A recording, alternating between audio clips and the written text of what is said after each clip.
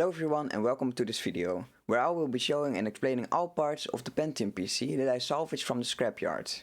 This video was originally made in Dutch about a year ago, so please excuse the lower video quality. Enjoy the video! This is the motherboard. The motherboard has all kinds of connectors and ports to connect all of parts together.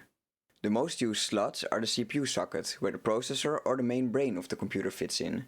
The DIMM slots, where the RAM or the high-speed memory fits, and the PCIe slots, where you can add extension cards like graphics cards for a better display processor. This PC features an Intel Pentium processor. This CPU was released over 20 years ago and it's not really fast in this day and age.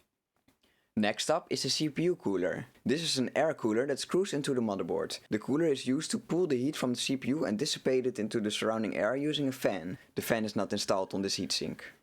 Now the RAM. RAM, or system memory, is not the place where you store your games and files. The RAM is where the computer stores critical files that it needs to function. These files need to be accessed very fast, which is why the sticks have so many contact pins with the motherboard. These RAM sticks are 256 megabytes each, for a total of 502 megabytes of RAM. Normal, modern PCs have about 8 to 16 gigabytes of RAM now, which makes the Pentium PC not very powerful. The Pentium PC came with an old phone line extension card that slots into the PCI slots of the motherboard. This is not really important since no one uses phone lines anymore and I do not have a graphics card to go into the slot. We now got the power supply that takes the 110 or 220 volts of your house outlet and turns it into a lower voltage for the PC to use.